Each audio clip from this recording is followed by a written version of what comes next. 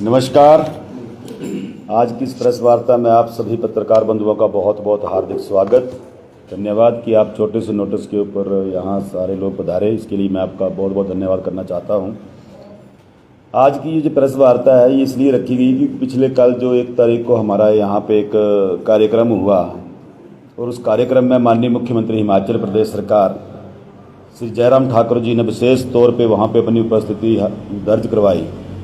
आपके चैनलों के माध्यम से मैं माननीय मुख्यमंत्री जी को इसके लिए धन्यवाद देना चाहता हूं, क्योंकि मैंने हाल ही में भारतीय जनता पार्टी को ज्वाइन किया और ज्वाइन करने के उपरांत ये मेरी पहली एक बहुत बड़ी रैली थी, बहुत बड़ा जनसभा थी ये। और हमारे छोटे से निवेदन के ऊपर माननीय मुख्यमंत्री जिस तरह से उन्होंने एक बहुत व्यस्तता के बावजूद समय निकाला और हमें भरपूर आशीर्वाद भी दिया। मैं आपके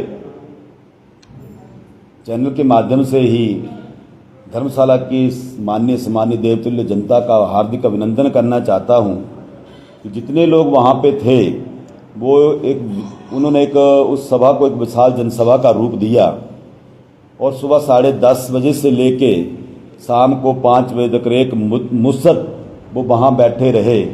वो अपने आप में एक बहुत ही बड़ा एक संदेश था और जिससे माननीय मुख्यमंत्री जी भी गदगद हो गए कि जनसभाएं होती हैं लेकिन इतना लंबा इंतजार कहीं भी कोई भी जनमानस नहीं करता है। लेकिन वहाँ पे उपस्थित हमारी युवा शक्ति, हमारे बुजुर्गवार साथी और विशेष रूप से हमारी मातृशक्ति जिस तरह से पूरी शिद्दत के साथ वहाँ बैठे रहे, उनका मैं तहे दिल से धन्यवाद करता हूँ। मैं धन्यवाद करता हूँ हिमाचल प्रदेश के यशस्वी मुख्यमंत्री जयराम ठाकुर जी का, जिन्होंने एक समय निकाला और समय निकाल के हमें विशेषता एक आशीर्वाद दिया। और जिस तरह से संबोधन के दौरान मैंने 1, 2, 3 डिमांडें वहाँ पे पब्लिक हित में रखी और उन डिमांडों को भी माननीय मुख्यमंत्री जी ने 1 सेकंड में उनको स्वीकार किया। कल बहुत सारे पत्रकार बंधु वहाँ पे थे, उनके उसमें भी ये चीज़ कैद है कि माननीय मुख्यमंत्री जी ने जिस तरह से पीएससी बड़ोई को सीएससी का दर्जा देने की बात कही, तो उस डिमांड को भी, क्योंकि वो ये जो डिमांड थी वो कम से कम 12-14 गाँव के लोगों की डिमांड थी और काफ़ी लंबे समय से लंबी डिमांड थी हमारी। कई बार जो कुछ लोग हैं उन्होंने मतलब कई लोगों के समक्ष ये डिमांड रखी थी लेकिन पूरी नहीं हुई थी। लेकिन माननीय मुख्यमंत्री जी का मैं इसके लिए बहुत बहुत धन्यवाद करता हूँ। और दूसरी थी उप तहसील की, क्योंकि धर्मशाला डिस्ट्रिक्ट हेडक्वार्टर है, यहाँ पे जिलाधीश से लेके सब तहसीलदार तक यहाँ सारे लोग उपस्थित रहते हैं। लेकिन ये बहुत बड़ा क्षेत्र है जिसको ये मतलब यहाँ पे इसका कार्य होता है, लेकिन ओवरबर्डन है। लोग यहाँ पे कहीं ना कहीं अपने आप को सेटिस्फाई नहीं मतलब समझते थे काम को लेके लोग, क्योंकि तहसीलों में आम जनमानस को काम रहता है, तो कहीं ना कहीं लोग इससे परेशानी होती थी उनको। तो माननीय मुख्यमंत्री जी ने दूसरी डिमांड के तौर पे इस चीज़ को भी बखूबी उसको अंजाम दिया और एक मुश्त उसको स्वीकार किया। और तीसरी डिमांड थी कि एक ओबीसी का सर्टिफिकेट है, जाति प्रमाण पत्र है, वो 1 साल के लिए ही वैलिड होता था। और जब भी कोई बच्चा स्कूल में जाता है, सरकारी संस्थान में जाते हैं, तो हर एक साल वो जो सर्टिफिकेट उनको, अब पता नहीं क्यों वो सर्टिफिकेट लेना पड़ता है, और लेकिन हर एक साल उनको सर्टिफिकेट लेना पड़ता है। या कोई ओबीसी के माध्यम से कोई बच्चा किसी कंपटीशन में कोई भाग लेता है तो वहाँ भी ओबीसी का सर्टिफिकेट, और ओबीसी के सर्टिफिकेट को लेके हमेशा बड़ी परेशानी खड़ी रहती है। लोक मित्र केंद्र में जाइए, चाहे आप सीधा तहसील में आइए, वहाँ बहुत बड़ी परेशानी का आलम बना रहता था। तो उसके चलते एक ओवरबर्डन था धर्मशाला तहसील। और योल के अंदर, क्योंकि योल हमारी कंस्टिट्यूंसी का बिल्कुल मिडल ऑफ द वो है, सेंटर पॉइंट है ये, तो उसके चलते योल में भी सब तहसील की जैसे बात की तो माननीय मुख्यमंत्री जी ने सब तहसील को माना। और जो ओबीसी की डिमांड थी वो ओबीसी के सर्टिफिकेट को 1 साल से बढ़ा के उसकी अवधि जो है वो 3 साल कर दी। काफ़ी लंबे समय से थी हमारी ये डिमांड। और इसके लिए मैं माननीय मुख्यमंत्री जी का धन्यवाद करता हूं। और हमारे साथ ये जो 6 उपजातियों के लोग हैं जो जिन्हें गद्दी शब्द से वंचित रखा गया है, लेकिन माननीय मुख्यमंत्री जी ने इसके लिए भी एक बहुत बड़ा आश्वासन दी। इसमें लिटिगेशन कोई है नहीं बची, हो गया हुआ सारा काम, लेकिन कहीं ना कहीं छोटा मोटा उसमें कोई होगी कोई कमी बेसी तो उसको पूर्ण करेंगे बोलते हैं।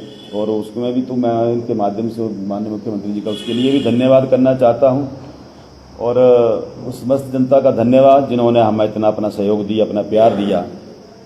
और बहुत सारे लोगों ने वहाँ पे प्रयास किया था इस कार्यक्रम को, मतलब कार्यक्रम ना हो या मुख्यमंत्री जी को लेकर एक भ्रांति फैलाई जा रही है, लेकिन मुझे लगता है कि जिन लोगों को पूरी जानकारी होती नहीं है और वो अपनी तरफ से एक वक्तव्य देने की कोशिश करते हैं, वो उनसे मेरी अपील है आपके माध्यम से कि जब तक आपको पूरी जानकारी ना है तो आप उस पर किसी भी वक्तव्य को अपनी एंड से ना बताएं। और इसी बात को, इसी चीज़ को लेकर आज की ये प्रेस वार्ता यहाँ पे रखी गई थी। आप लोग आए, आप लोगों का बहुत बहुत धन्यवाद। अगर आपकी तरफ से कोई प्रश्न है तो प्लीज। चुनाव लड़ेंगे आने वाले विधानसभा? हाँ बिल्कुल, निश्चित तौर पे लड़ेंगे और भारतीय जनता पार्टी से ही लड़ेंगे, उम्मीद पूरी है। बाकी देखो क्या होता है। राकेश जी, अगर भाजपा की बात की जाए तो भाजपा में बहुत दावेदार हैं और लगातार पार्टी के साथ लोग बने हुए हैं। आपने एक बड़ी गलती की थी कि आप आम आदमी पार्टी में चले गए, उसके बाद भाजपा में चले गए। पार्टी किस प्रकार से विश्वास करेगी, संगठन किस प्रकार से विश्वास करेगा? मान लीजिए कि धर्मशाला के लोग आप पे विश्वास कर रहे हैं, संगठन को भी तो ट्रस्ट में लाने पड़ेगा ना। बिल्कुल। और मैंने एक बात पहले भी कही थी, जब क्योंकि आया हूँ, मैं तो आया नहीं हूँ, लाया ही गया हूँ। और मैं ही नहीं आया हूँ, बहुत सारे लोग आए हैं जो पार्टी में परिवर्तन करके आए हैं। लेकिन आज पार्टी की बात नहीं है, बात है विचारधारा की। और ठीक है, मैं गया था, लेकिन मुझे लगता है कि वहाँ जाने के बाद यहाँ आना जो हुआ वो बड़े प्रभावशाली तरीके से हुआ है।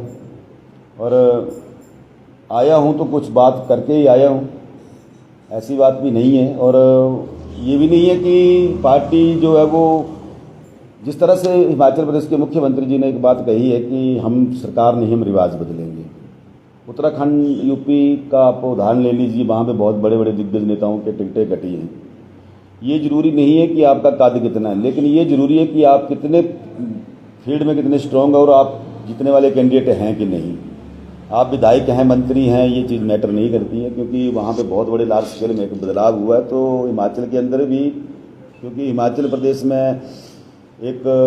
से एक सपूत हैं, एक बहुत बड़े कद के नेता हैं जिन्होंने, छोटे सा राज्य है हिमाचल प्रदेश, और यहाँ के एक नेता पूरे विश्व की जो सबसे बड़ी पार्टी है उसका प्रतिनिधित्व कर रहे हैं, श्री जगत प्रकाश नड्डा जी अध्यक्ष के रूप में। तो हमारे लिए बड़ी गौरव की बात है ये। और यहाँ पे पहली बार ये जो रिवाज बदलने वाली जो बात कही जा रही है, पहली बार ये बहुत बड़ी बात है अपने आप में कि हिमाचल प्रदेश में सरकार जो अब लगभग बनना तय है। अगर मैं नहीं बोल रहा हूँ कि मुझे ही टिकट मिलेगा या मैं ही चुनाव लड़ूंगा, लेकिन मुझसे कोई बेहतर होगा, विधायक हैं यहाँ पे और लोग भी प्रयासरत हैं, अगर कोई बेहतर होगा जिनको लगता है, ये मेरा काम नहीं है, पार्टी हाईकमान का काम है, सर्वे में जो लोग आते हैं उनका काम है, सर्वे करने वाले जो लोग हैं वो डिसाइड करेंगे कि कौन आदमी जीत सकता है। लेकिन मैं भी हूँ, उसमें से मैं भी एक हूँ, तो मैं भी एम्बिशियस हूँ कि मुझे भी, मेरा भी हक है एक कार्यकर्ता के नाते। मैं ये समझता हूँ कि कार्यकर्ता कोई भी है, उसका एक मॉरल अधिकार है ये कि वो टिकट की डिमांड कर सकता है। सबसे पहली बात, आज आपके द्वारा प्रेस वार्ता रखी गई है, वर्तमान में भारतीय जनता पार्टी के कई नेता हैं, हम कह सकते हैं कि जो कार्यकर्ता यहाँ पे मौजूद नहीं है, क्या कहना चाहेंगे? देखिए, कार्यकर्ता हैं और ये शॉर्ट नोटिस पे हुआ, और हो सकता है कि बहुत सारे पत्रकार भी यहाँ मौजूद नहीं हैं, लेकिन ये इसका कोई दूसरा कोई कारण नहीं है। सबके साथ हमारा समन्वय है। कल हमारा जो कार्यक्रम हुआ, मैंने पर्सनली माननीय विधायक जी को, माननीय जिला अध्यक्ष जी को, माननीय मंडल अध्यक्ष को और जो भी हमारे मंडल के पदाधिकारी है सबको मैंने टेलीफोनिकली रिक्वेस्ट की थी, कुछ को मैं पर्सनली भी मिला था, मैंने सबको इन्वाइट किया था। लेकिन अब इन्वाइट करना मेरा काम है, आना नहीं आना वो उनका काम है। अब मुझे कहीं बुलाया जाता तो मैं तो पूरी शिद्दत के साथ जाता हूँ और खुश मन से जाता हूँ। अगर किसी को लगता है कि हमारे कार्यक्रम में नहीं आना तो उसको मैं जबरदस्ती कैसे लाऊं? पिछले जनसभा की अगर बात करें तो कार्यक्रम रखा गया 10:30 बजे का, मुख्यमंत्री पहुंचे, आप खुद कितने बजे पहुंचे हो, तो क्या लगता है क्या कारण रहा होगा इतना लेट आने का? क्या लगता है कि आपको नहीं आना चाहते थे, किस तरह देखते हैं? आपको लगता है कि मुख्यमंत्री जी नहीं आना चाहते थे? ऐसा नहीं है। मुख्यमंत्री जी का जो कार्य, एक्चुअली बात ये है कि 10 बजे तक तो हमें भी पता नहीं था कि मुख्यमंत्री जी आ रहे हैं, लेकिन पिछले कल थोड़ा सा डिसाइड हुआ था, बीच में कट गया कार्यक्रम। फिर राकेश पठानिया जी आ रहे थे। राकेश पठानिया जी की तबीयत खराब हो गई, और वाकई में तबीयत खराब है, कोई मतलब कोई जुमला नहीं है ये। एक्चुअली में उनकी तबीयत खराब है, बहुत डायसेंट्री लगी हुई है, बहुत खतरनाक तरीके की, तो भी बीमार है वो। और लगभग उनका कार्यक्रम था, उनका तय था। लेकिन मैं तो मतलब भगवान का शुक्रगुजार हूँ कि मेरे जैसे छोटे से कार्यकर्ता के पास हिमाचल प्रदेश की इतनी बड़ी शख्सियत के रूप में माननीय हिमाचल प्रदेश के मुख्यमंत्री जी यहाँ पहुँचे हैं, वो मेरे लिए बड़े गर्व की बात है। और बात रही 10:30 की, तो 10:30 की बात तो ठीक है, हमने कार्यक्रम 10:30 का ही रखा था, हमने मैसेज 10:30 का ही डाला हुआ था। लेकिन 4 बजे के लगभग माननीय मुख्यमंत्री जी हमारे बीच पहुंचे, तो मैं सबसे बड़ा धन्यवाद उस जनता का करना चाहता हूं जो 4 बजे तक वहां एक मुश्त बैठे रहे और एक भी चेयर खाली नहीं थी। नहीं तो आप जैसे मीडिया के लोग वहां मौजूद थे, आपने सबसे पहले कैमरा वहां घुमाना था जहां कुर्सियां खाली थी, पर मुझे नहीं लगता कि कहीं भी कोई गुंजाइश थी। मेरी एंड से तो अच्छा था, आपने भी ये बात कंसिडर की, अच्छा कार्यक्रम